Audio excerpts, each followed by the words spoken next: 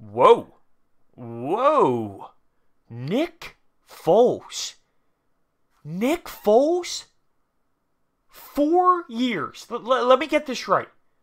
Let me get this right. 4 years. $88 million. When the market seemed low. When it didn't seem like many teams were going after him and it was kind of quiet. The Jaguars spend $22 million a year to go out and grab this guy. $50.1 million guaranteed. But hey, Nick Foles would have taken less to be a backup. Do you remember that?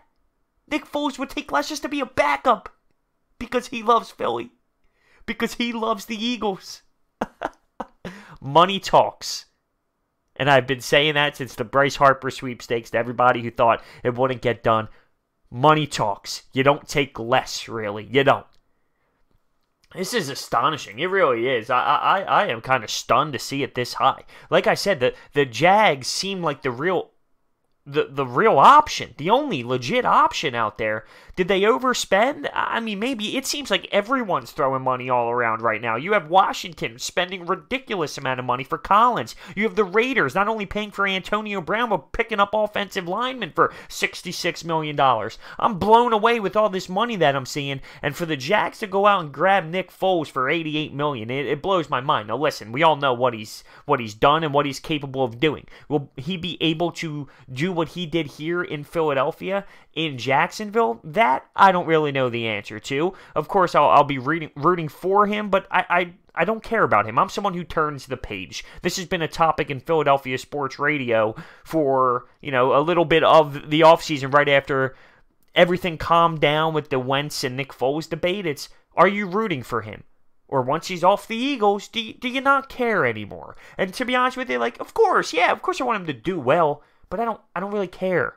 Once he leaves here, I don't care, right? I root for the chest. Of course, I wouldn't mind seeing him be decent and do okay. I'm not going to root for him to do bad because he's not here anymore. But my emotional ties for Nick Foles are kind of gone. I'll love him for everything that he's done, obviously.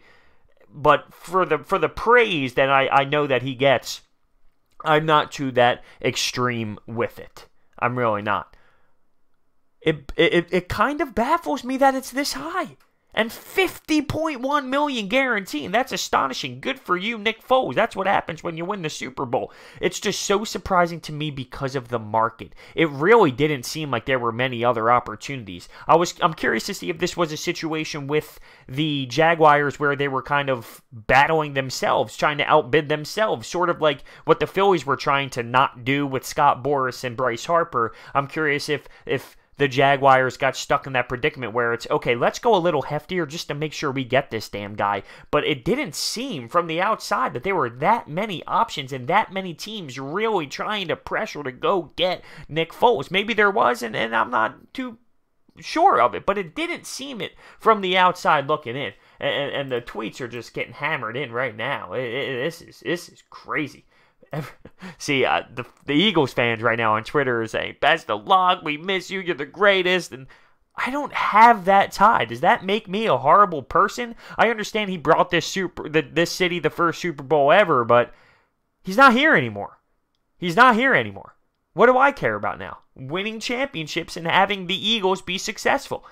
Maybe I'm the bad guy. I want to know down below how you feel about it. Are you still rooting for Nick Foles? Are you rooting for him? Don't get me wrong. If the Eagles are out of it, the Jags are somehow in the Super Bowl and playing an NFC team, of course I would want him to win then. Or maybe not, honestly, because I don't know how that would spark up the debate of Wentz and Foles again. Maybe not. Maybe I am completely lying to you right there. Maybe I wouldn't root for him. I don't know. I'd have to see how my emotions are during the actual Super Bowl if that was the case. But I want to know down below how you feel. Are you actively going to root for Nick Foles on Sundays? Are you going to sit there, watch Red Zone, even put on a Jags game specifically just for Nick Foles to go out and root for him? Or are you like me where it's, I don't care anymore? I know what he did here. I respect everything he did here. I love Nick Foles for what he did. But, we turn the page. It's over with. It's done with. We move on, and this is the way the franchises went, and let's focus on this team. That's how I am. It could be harsh, but that's just reality right now. $88 million. It cracks me up to think of all those people. I remember all of them. He'll take less to be a backup here because he loves it.